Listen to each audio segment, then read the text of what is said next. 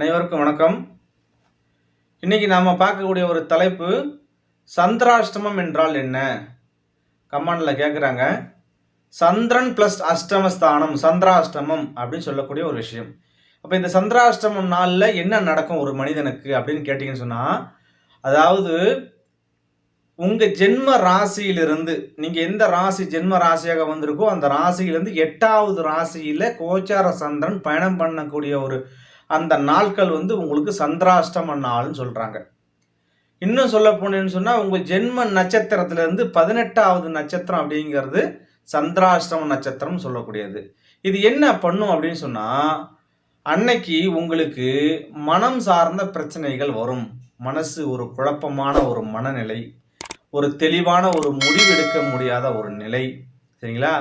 மனசு சஞ்சலப்பட்டு கொண்டே இருக்கும். எதையுமே தைரியமாக அன்னைக்கு உண்டான விஷயத்தை நீங்கள் பேஸ் பண்ண முடியாத ஒரு நிலை அப்படிங்கிறது, மனம் சார்ந்த பிரச்சனைகள் அப்படிங்கிறது அன்னைக்கு உங்களுக்கு ஏற்படும். அது மட்டும் அல்லாமல் தோல்வி பயம்.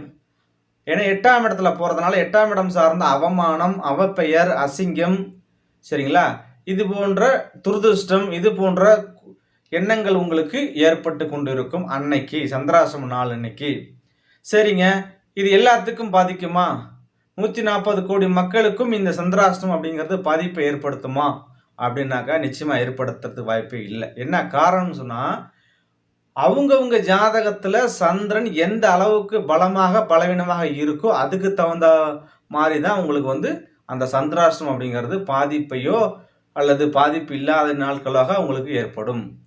அப்போது என்ன பண்ணணும்னு சொன்னால், சந்திரன் உங்களோட ஜென்ம ஜாதகத்தில் நீங்கள் பிறப்பீங்க இல்லையா, பிறக்கிற அன்னைக்கு சந்திரன் பலமாக இருக்கும் பட்சத்தில் உங்களுக்கு இது போன்ற பிரச்சனைகள் அப்படிங்கிறது விலகி போகும்.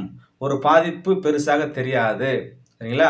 அப்போ எங்கெல்லாம் இருந்தால் சந்திரன் பலமாக இருக்கிறாருன்னா, உங்களுடைய ஜென்ம லக்னத்துக்கு 1, 5, 9 இருக்கக்கூடிய ஒரு சந்திரனாக இருந்தாலும் சரி, குரு பார்வையில் இருக்கக்கூடிய சந்திரனாக இருந்தாலும் சரி, அல்லது வளர்பிறை சந்திரனாக இருக்கக்கூடிய சந்திரனாக இருந்தாலும் சரி, அல்லது உச்சம் ஆட்சி பெற்ற ஒரு நிலையில இருந்தாலும் சரி, இது போன்ற அமைப்பில் சந்திரன் பலமாக இருக்கும் பட்சத்தில், இன்னும் சொல்ல போனால் வளர்பிறை சந்திரன் அப்படின்னு சொல்லக்கூடிய குரு பார்வையிலிருந்து வளர்பிறை சந்திரனாக இருக்கும் பட்சத்தில் மிகப்பெரிய ஒரு நல்லதெல்லாம் ஏற்படுத்தும். அந்த மாதிரி சந்திரனாக இருக்கும் பட்சத்தில் சந்திராஷ்டமம் அப்படிங்கிறது ஒரு பெருசாக ஒரு பாதிப்பு என்பது ஏற்படுத்தி கொடுக்காது, சரிங்களா? சந்திரன் பலவீனமாக இருக்கும் பட்சத்தில் அவங்களுக்கு இது போன்ற பிரச்சனைகள்லாம் ஏற்படும். நன்றி, வணக்கம். இந்த வீடியோ உங்களுக்கு பிடிச்சிருந்ததுன்னா லைக் பண்ணுங்க, ரொம்ப பிடிச்சதுன்னா ஷேர் பண்ணுங்க. சேனலோட உடனடி அப்டேட்களை பெறுறதுக்கு உங்க யூடியூப் ஆப்ல இருக்கிற சகப்பு கலர் பெல் ஐகானை கிளிக் பண்ணி உடனே சப்ஸ்கிரைப் பண்ணுங்க.